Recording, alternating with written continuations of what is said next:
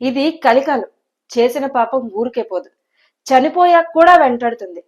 అందుకే పిండం పెట్టిన కాకులు కూడా ముట్టవని పెద్దలు చెబుతూనే ఉంటారు, మనం వింటూనే ఉంటాం.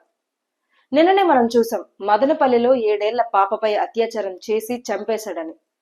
అతను చెరువులో దూకి కూడా చనిపోయాడు. చేసిన పాపానికి ప్రాణం పోయిందిలే అని అంతా అనుకున్నారు. కానీ మరణం తర్వాత కూడా అతనికి శిక్ష తప్పలేదు.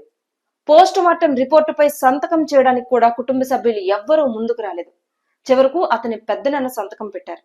ఇప్పుడు డెడ్ బాడీ తీసుకోవడానికి కూడా కుటుంబ సభ్యులు ఎవ్వరూ కూడా ముందుకు రాలేదు. అందుకే అనాథ శవంగా మున్సిపాలిటీ వాళ్ళే దహనం చేస్తున్నారు. శిక్ష భయంతో చెరువులో దూకేశాడు. కానీ మరణం తర్వాత కూడా అతనికి శిక్ష తప్పలేదు. కుటుంబ సభ్యులే చీయని వదిలేశారు. ఇంతకంటే పెద్ద శిక్ష మరొకటి ఉంటుందా? ఏం బతికిది.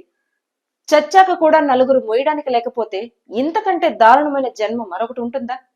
ఆంధ్రప్రదేశ్లో కలకలం రేపిన అన్నమయ్య జిల్లా మదనపల్లె బాలిక హత్యాచారం కేసులో మరికొన్ని కీలక విషయాలు వెలుగులోకొచ్చాయి. చిన్నారిని హత్య చేసిన కులవర్ధన్ బుధవారం ఉదయం చెరువులో శవమై కనిపించాడు.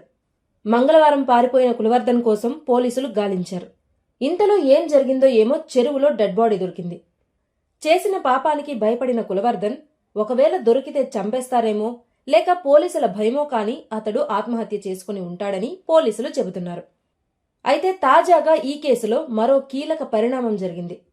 బాలిక అత్యాచారం ఘటనలో పోలీస్ కేసు నమోదైంది. పోక్సోతో పాటు హత్య, ఇతర సెక్షన్ల కింద కేసు నమోదు చేశారు. ఈ కేసులో A1గా కులవర్ధన్, A2గా అతడి తల్లి అంజనమ్మను చేర్చారు. కులవర్ధన్ తల్లిపై అనుమానం ఉందని బాలిక తండ్రి ఫిర్యాదు చేయడంతో కేసు నమోదైంది. అయితే అంజనమ్మ సోమవారం రాత్రి 7 గంటల వరకు ఇంట్లోనే ఉన్నట్లు పోలీసులు తేల్చారు. అంజనమ్మ పరారీలో ఉన్నట్లు పోలీసులు చెబుతున్నారు. కులవర్ధన్ డెడ్ బాడీ చెరువు నుంచి బయటకు తీసిన తర్వాత గుర్తించేందుకు తల్లి లేకపోవడంతో అతడి పెద్దనాన్న, పెద్దమ్మలను పిలిపించారు. వారిద్దరూ చనిపోయింది కులవర్ధనే అని నిర్ధారించారు. అయితే పోస్ట్ మార్టం తర్వాత అతడి డెడ్ బాడీ తీసుకెళ్లడానికి ఎవరూ ముందుకు రాలేదు. దీంతో మున్సిపాలిటీ సిబ్బందితోనే అంత్యక్రియలు పూర్తి చేయాలని పోలీసులు భావించారు. చిన్నారి హత్య కేసుకు సంబంధించి అన్నమయ్య జిల్లా ఎస్పీ ధీరజ్ కీలక విషయాలు వెల్లడించారు. కులవర్ధన్ ఇంట్లోని డ్రమ్ములో మంగళవారం ఉదయం బాలిక డెడ్ బాడీ గుర్తించామన్నారు. వెంటనే కులవర్ధన్ని అదుపులోకి తీసుకోగా బయట వాహనం ఎక్కిస్తున్న సమయంలో స్థానికులు దాడి చేశారని తెలిపారు. అతడిని వాహనంలో తీసుకెళ్తుంటే హైవేపై ప్రజలు బైఠాయించడంతో కులవర్ధన్ను తీసుకెళ్లే పరిస్థితి లేకపోయిందన్నారు.